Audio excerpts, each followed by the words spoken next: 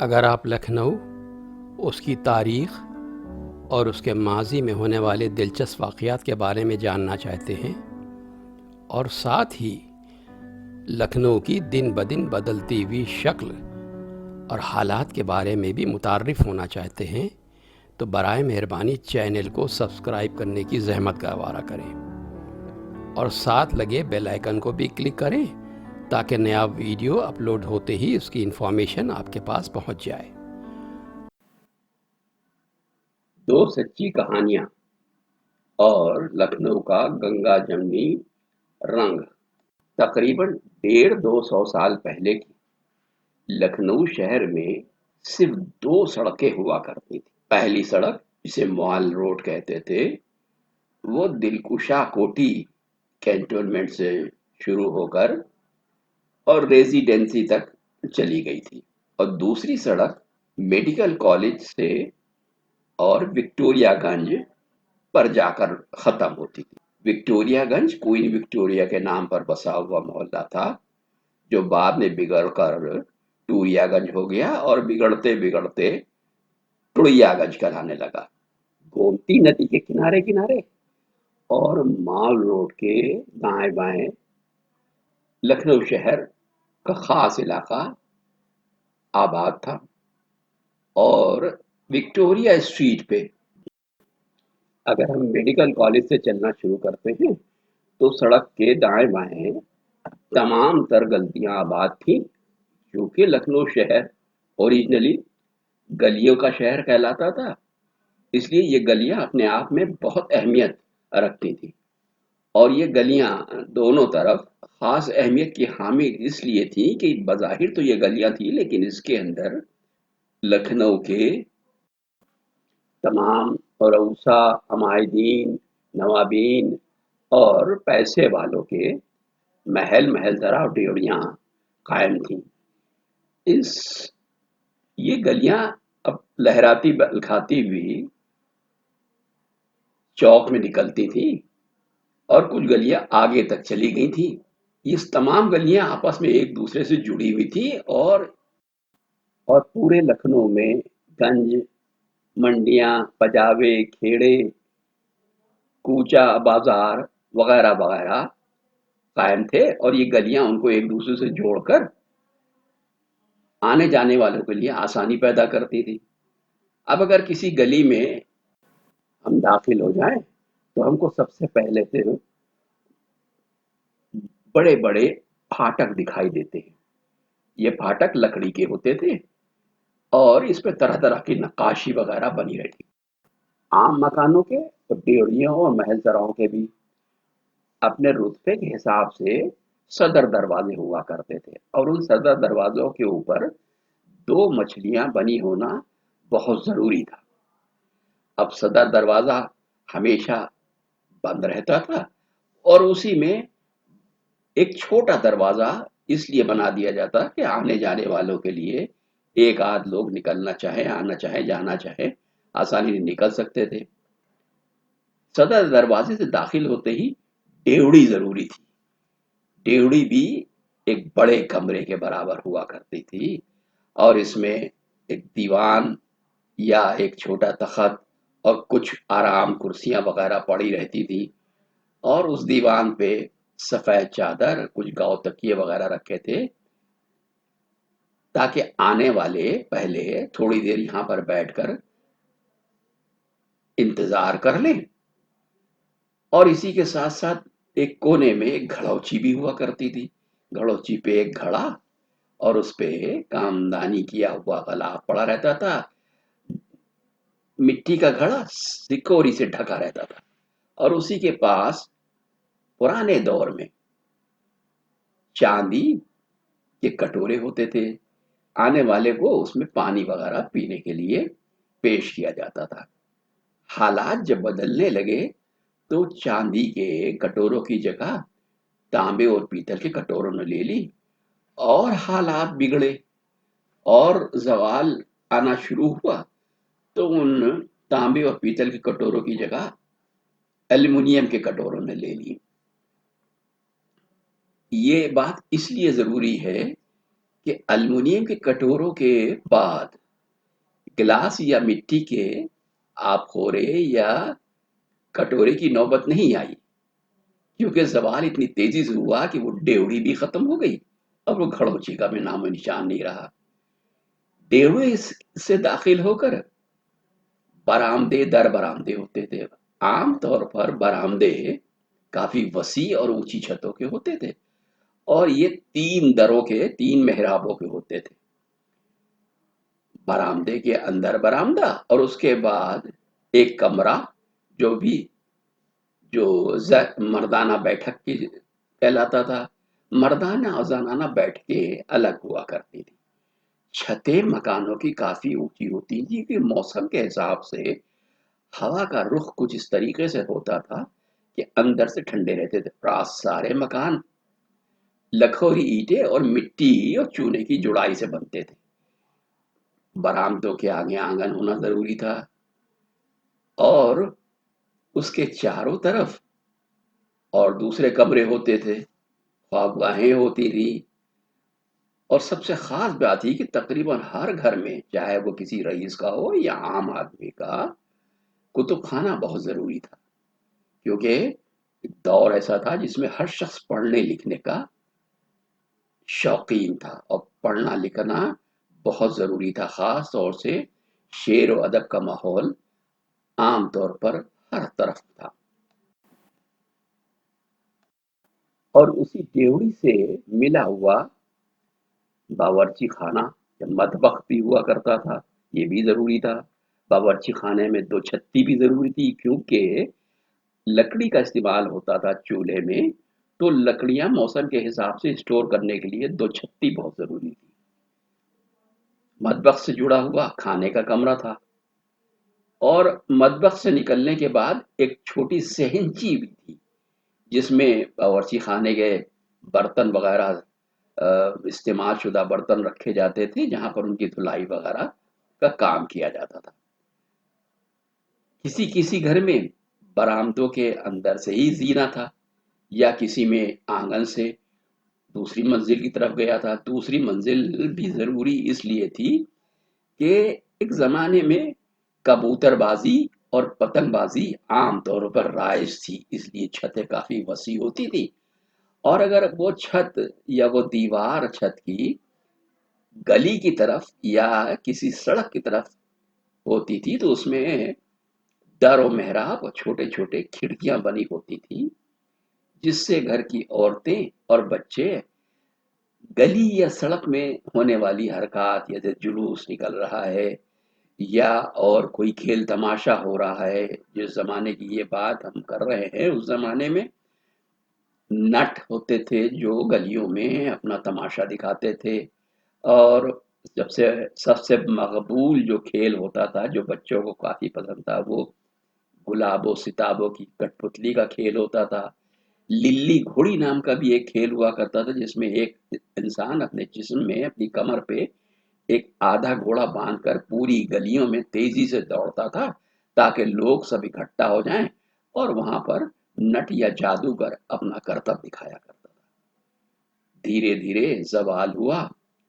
سب سے پہلے تو ڈیوڑی ختم ہوئی، اور ڈیوڑی کے بعد برآمدے، بیٹھ کے کتب خانہ، صحنچی اور چھت وغیرہ منہدم ہونے لگی۔ ایک تہذیب، ایک انداز اور ایک ماحول فنا ہو گیا، اس کی کوئی نشان اب کسی طرح دکھائی نہیں دیتے ہیں۔ حالانکہ اگر ابھی بھی دیکھا جائے تو کسی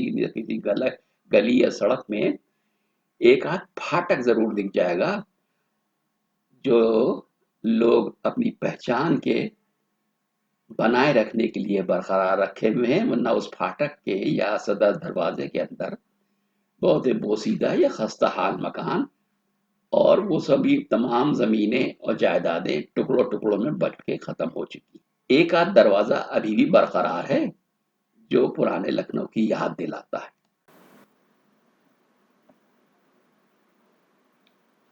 یہ بات اس وقت سے شروع ہوتی ہے جب ہم لوگ وکٹوریا اسٹریٹ کے علاقے سے وزیر گنج میں شفٹ ہوئے۔ اس وقت میری عمر تقریباً 6 سال رہی ہوگی، اور ایک ایسا مکان جیسا کہ پہلے ذکر کیا، بڑا سا پھاٹک اور پھر ڈیوڑی آنگن وغیرہ، ذرا سا بوسیدہ پرانے انداز کا بنا ہوا، صدر دروازے کے برابر کا کچھ حصہ ایسا تھا جو کافی منہدم ہو چکا تھا، جس کی وجہ سے اگر کوئی شخص چاہے تو سڑک سے چڑھ کر دوسری منزل پر آ سکتا تھا۔ بہرحال اسی گھر کے سامنے ایک بہت ہی دولت مند پنڈت جی کا گھر تھا۔ پنڈت جی اپنے کو جمنا پاری پنڈت کہتے تھے، کافی لہیم شہیم تھے، پہلوان تھے، کئی بھائی تھے، وہ سب پہلوانی کے بہت شوقین تھے، کافی گورے چٹے اور زبردست قسم کی مونچھیں جس میں وہ ہر وقت تاؤ دیا کرتے تھے۔ لکھنؤ کے بجلی ڈپارٹمنٹ میں اوورسیئر کی پوسٹ پہ کام کرتے تھے۔ اوورسیئر کو اب آج کل جونیئر انجینئر کا نام دے دیا گیا ہے، اور امین آباد کے پاور اسٹیشن میں ان کی پوسٹنگ تھی، اور ان کی پہچان پورے امین آباد میں اور 2-3 محلوں میں اس لیے تھی کہ وہ کافی وجیح انسان تھے اور بہت ہی دبدبا اور رتبہ رکھتے تھے۔ ہم لوگ کے گھر کے سامنے ان کا گھر ہونے کی وجہ سے کچھ برسوں کے بعد ان سے دھیرے دھیرے تعلقات ہونا شروع ہو گئے۔ ان کے کئی بیٹے تھے، بیٹی ایک تھی جس کو ہم لوگ چھوٹے تھے تو ان کو ججی کہا کرتے تھے۔ ججی چونکہ اکیلی بیٹی تھی اس لیے پنڈت جی کی کافی دلاری تھی، اور پنڈت جی بہت سخت مزاج تھے اور زبردست پردے کے قائل تھے۔ نتیجتاً ان کی بیوی، جن کو پورا محلہ، پورا علاقہ سب لوگ چاچی کہتے تھے، ان کی شکل شاید ہی کسی نے دیکھی ہو، وہ لمبا سا گھونگھٹ کاڑے رہتی تھی، یہاں تک کہ بچوں سے بھی پردہ کرتی تھی۔ کچھ دنوں کے بعد جی نے ہم لوگ کے گھر آنا جانا شروع کیا، کیونکہ وہ ہماری والدہ کے پاس بیٹھ کر سوئیٹر کی بنائی، کڑھائی وغیرہ سیکھنا چاہتی تھی، کیونکہ انہوں نے اکثر ان کو، میری والدہ کو کرتے دیکھ لیا تھا کام، تو یہ شوق ان کو پیدا ہوا۔ تو والدہ نے کہا حامی بھر لی، سکھا دیں گے، اور ہماری والدہ کو تقریباً محلے کے جو جان پہچان والے لوگ تھے آپا کے نام سے پکارتے تھے۔ جی کے آنے جانے سے یہ ہوا کہ ایک دن چاچی بھی آ گئی اور بیٹھ کے تھوڑی دیر باتیں کی۔ چاچی کا کسی اور جگہ آنا جانا نہیں تھا۔ کافی ہو گئے تو تھوڑا سی بے تکلفی بھی ہو گئی، کیونکہ ہمارا گھر کافی خستہ اور بوسیدہ ہو چکا تھا، اس لیے والدہ رات میں یہ کام کرتی تھی کہ سونے سے پہلے آیت الکرسی پڑھ کر اور ایک حصار کھینچ کر دستک یا دے دیتی تھی، یعنی تالی 3 بار بجا دیتی تھی۔ یہ سلسلہ بہت دن تک چلتا رہا، تو ایک دن چاچی نے آ کر پوچھا آپا رات میں آپ کے گھر سے تالی بجانے کی آواز آتی ہے، یہ کیوں؟ تو اس میں میری والدہ نے ان کو سمجھایا کہ چونکہ گھر کافی بڑا ہے اور ایک حصہ ٹوٹا ہوا ہے، اندیشہ ہے کہ کوئی چور چکار اوپر نہ چڑھائے، اس لیے حفاظت کے خیال سے یہ ایک دعا ہے جس کو پڑھ کر اور حصار کھینچ کر تالی بجا دی جاتی ہے، اور اس دستک کی آواز اور وہ حصار جتنی دور تک رہتا ہے وہ دور اللہ رب العزت کی حفاظت میں رہتا ہے۔ اور یہ سلسلہ کافی دنوں تک چلتا رہا۔ پنڈت جی کو ہم لوگ بابو کہا کرتے تھے، اور بابو ہم لوگوں کے ساتھ کافی شفقت کا برتاؤ کرتے تھے۔ اتفاقاً والدہ کو کچھ دنوں کے لیے کہیں جانا ہوا، اور اس کے بعد 3-4-5 دن کے بعد جب وہ واپس آئیں تو چاچی پھر آئیں، اور آ کر انہوں نے پوچھا کہ آپ کہاں تھی؟ تو انہوں نے بتایا کسی کام کے سلسلے میں کسی دوسرے شہر جانا ہوا تھا۔ اس کے جواب میں انہوں نے جو بات کہی وہ قابل غور ہے۔ انہوں نے کہا آپا 3-4 دن سے آپ کی دستک کی آواز سنائی نہ دینے کی وجہ سے میں بے فکر ہو کر سو نہ سکی، اور یہ کہ پنڈت جی کا گھر چونکہ کافی بڑا تھا اور ان محلوں میں خاص بات یہ ہے کہ وہ گھروں کی چھتیں ایک دوسرے سے ملی رہتی ہیں اور پتنگ کے شوقین اکثر ایک چھت سے دوسری چھت کود کر پہنچ جایا کرتے تھے۔ تو یہ ایک مثالی بات ہے جس کو سن کر میری والدہ کو کافی خوشی بھی ہوئی۔ اب ذرا سنیے غور سے عید کے دوران کیا ہوتا تھا۔ ہم سب لوگ گھر کے مرد اور بچے سب جب عیدگاہ نماز پڑھنے چلے جایا کرتے تھے تو جاتے وقت والدہ کا سختی سے یہ حکم تھا کہ لوٹ کر سب سے پہلے بابو سے عید ملنا ہے۔ تو ہم لوگوں نے یہ رویہ اپنا رکھا تھا کہ جب لوٹتے تھے تو بابو یعنی پنڈت جی اپنے دروازے پہ ہم لوگوں کا انتظار کیا کرتے تھے۔ سفید براق دھوتی اور رو سل کا ہلکے پیلے رنگ کا کرتا، پیروں میں اس دور میں چلنے والا گھیتلا اور ماتھے پہ تلک اور ساتھ ہی ساتھ عطر کی خوشبو، دروازے پہ کھڑے رہتے تھے۔ اور یہ سلسلہ ہم لوگوں نے برسوں جاری رکھا کہ عید کی نماز پڑھنے کے بعد پہلے بابو سے ملنا ہے اور اس کے بعد چند منٹ بیٹھ کے ان کے ڈرائنگ روم ان سے بات کرنا ہے، اس کے بعد گھر آنا ہے۔ اس کے تھوڑی دیر کے بعد اپنے والدہ کے کہنے پر پنڈت جی کو بلا کر اپنے ڈرائنگ روم میں لاتے تھے جہاں وہ سیویاں اور دوسری چیزیں نوش فرماتے تھے۔ یہ برسوں یہ سلسلہ چلتا رہا۔ پھر جب دیوالی کا تہوار آتا تھا تو ہم لوگ پنڈت جی کے گھر جاتے تھے، وہاں جی کے ساتھ مل کر ان کے بہت بڑے سے گھر میں جگہ جگہ پر چراغ روشن کرتے تھے اور ہم لوگوں کو بھی پھلجھڑیاں دی جاتی تھیں جس کو جلا کر دیوالی کی خوشی منانے تھے۔ یہ وہ ماحول تھا جس کا میں ذکر کرنا چاہتا ہوں، اور یہ ماحول صرف ایک محلے کا یا ایک گھر کا نہیں تھا، پورے لکھنؤ میں تقریباً ملی جلی آبادی والے جتنے بھی محلے ہیں وہاں اسی قسم کی رواداری اور روایتیں برقرار تھیں۔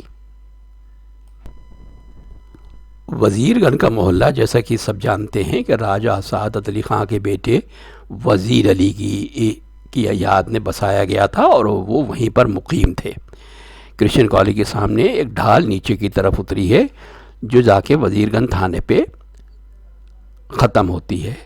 وزیر گنج تھانے سے بائیں ہاتھ کو ایک بہت چوڑا سا راستہ اوپر گیا ہے جو سیدھا خاقان منزل کے اندر جاتا ہے۔ اسی کی منزل کے داہنی طرف سے جو راستے مڑے ہیں وہ وزیر گنج کا علاقہ کہلاتے ہیں۔ یہ آگے چل کر غوث گنج، پھر بارود خانہ اور استبل چار باغ ہوتے ہوئے مولوی گنج میں نکلتے ہیں، اور داہنی طرف کے علاقے میں وزیر گنج کی بہت گھنی آبادی کے بعد اور دوسرے محلے آباد ہیں جیسے مرخ خانہ، باغ شیر جنگ، بھانڈو ٹولہ، کھتری ٹولہ، مشک گنج، خیمے دوزاں، مولوی گنج، اور یہ سب تمام محلے کی گلیاں جا کے رکاب گنج چوراہے پر ختم ہوتی۔ وزیر گنج تھانے کی بہت ہی خوبصورت عمارت انگریزوں کے دور کی بنائی ہوئی ہے۔ یہ عمارت کافی وسیع ہے اور اس کی پیچھے کی دیوار کے بعد جو گھر ہیں وہ وزیر گنج میں کہلاتے ہیں۔ سب سے پہلے تھانے کی پچھلی دیوار سے ملا ہوا گھر حیدر حسین وکیل صاحب کا تھا، اور اس کے بعد دوسرے اور رئیس اور شرفا کے مکانات، اور اس کے بعد ایک گلی جو داہنی طرف مڑی تھی اور اس میں مڈل کلاس کے لوگ رہا کرتے تھے، کچھ بگڑے نواب تھے، کچھ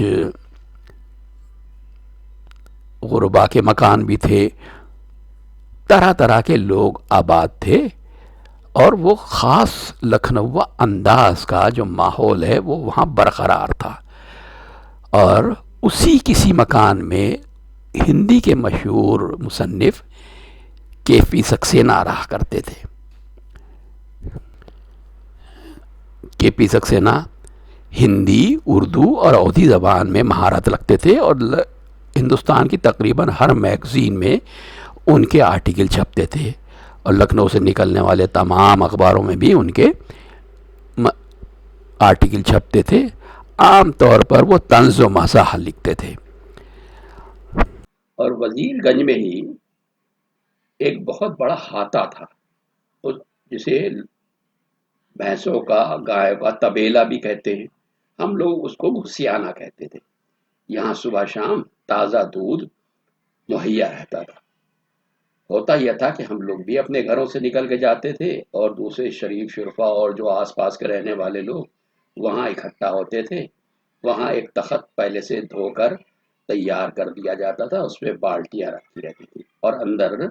بھینسوں کا دودھ دو کر لایا جاتا تھا اور سب کو تقسیم کیا جاتا تھا۔ مجھے اچھی طریقے سے یاد ہے کے پی سکسینہ بھی اکثر وہاں پر دودھ لینے آیا کرتے تھے۔ ان کی خاص بات یہ تھی کہ وہ پان یا ڈلی یا کچھ ایسی چیز دھیرے دھیرے چبایا کرتے تھے اور ہلکے ہلکے گنگنایا بھی کرتے تھے۔ اسی بیچ میں یہ ہوا کہ کے پی سکسینہ صاحب کو ہندوستان کا غالباً سب سے پہلا ٹی وی سیریل لکھنے کے لیے کہا گیا، اور لوگ لکھنؤ والے اچھی طریقے سے جانتے ہیں، اور یہ ہفتہ وار سیریل ہوا کرتا تھا، اور غالباً یہ پہلا سیریل تھا جو اتنا پاپولر تھا، اور اس کا نام انہوں نے بی بی ناتھیوں والی رکھا۔ اس سیریل کی خاص بات یہ تھی کہ اس کے جتنے کردار تھے اور جو لوکیشن تھی وہ لکھنؤ تھی، اور اس گلی میں رہنے والے لوگوں کی صحبت میں رہتے رہتے وہاں کے لوگوں کو، وہاں کے ماحول کو آبزرو کرتے ہوئے کے پی سکسینہ صاحب نے اتنا کامیاب سیریل لکھا کہ اس کی آج تک تعریف کی جاتی ہے۔ اور خاص بات یہ تھی کہ اس کے جو خاص کردار تھے، بی بی ناتھیوں والی پرمود بالا نام کی ایک مشہور ایکٹریس تھی ٹی وی کی، وہ اور مرزا صاحب جو رچن لال مشرا نام کے ایک آرٹسٹ تھے، انہوں نے نبھایا تھا۔ کمال کی بات یہ ہے کہ مرزا صاحب اور ناتھیوں والی، بی بی ناتھیوں والی کے بیچ میں جو ایک گمنام، خاموش اور انجانا سا رشتہ تھا، وہ رشتہ ہی حقیقت میں اس سیریل کی جان تھی۔ اور وہ لینگویج، وہ ماحول، وہ انداز، وہ رواداری، وہ روایتیں اور وہ وزاداریاں جو اس میں دکھائی گئی ہیں، وہ خالص لکھنؤ انداز میں خالص لکھنؤ کی جاگیر ہیں۔ سیریل کے محلے میں آج بھی اس طریقے کے لوگ مل جائیں گے جو محبت، رواداری، روایتوں کو برقرار رکھنے میں کسی سے پیچھے نہیں ہے۔ اب یہ دو باتیں، جو ایک پنڈت جی والا قصہ اور ایک کے پی سکسینہ صاحب والی ٹی وی سیریل کی بات، اور اس کی کہانی اور اس کا پلاٹ اور اس کا اسکرین پلے، اس کے ڈائلاگ وغیرہ کی جو بات کی جا رہی ہے، یہ سب دیکھنے کے بعد ایک مقام پہ جہاں پر بہت سے لوگ بیٹھے باتیں کر رہے تھے اور لکھنؤ کی گنگا جمنی تہذیب کے اوپر طرح طرح کی مثالیں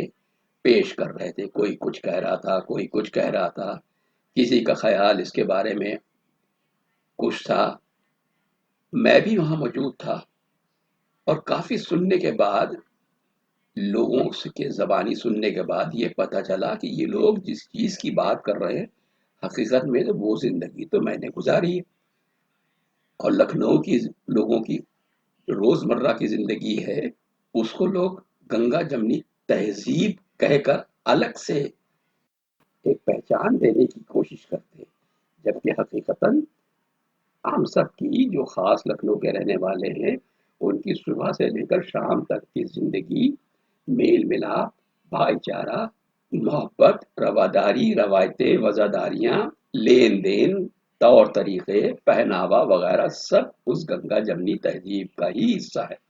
اور وہ الگ سے کوئی پہچان نہیں رکھتی، الگ سے کوئی ڈیفینیشن یا تعریف کرنے کی ضرورت نہیں ہے۔ لکھنؤ کی گنگا جمنی تہذیب لکھنؤ کی طرز زندگی یا انداز کا خاص پہلو ہے، اس کی روح ہے۔ یہ بات بھی سچ ہے کہ اب بدلتے ہوئے دور میں وہ رواداریاں اور روایتیں بڑی حد تک غائب ہو گئی ہیں، ختم ہو گئی ہیں، لیکن پھر بھی لوگ بظاہر اس طریقے کی حرکتیں کرتے ہیں، اس طریقے کی انداز پیش کرتے ہیں کہ ایسا لگتا ہے کہ ابھی بھی بہت کچھ بچا ہوا ہے۔ کاش ایسا ہو کہ وہ رواداریاں، وہ محبتیں اور وہ تہذیب پھر سے برقرار ہو جائے، پھر سے قائم ہو جائے، حالانکہ یہ اب ناممکن اور مشکل نظر آتا ہے۔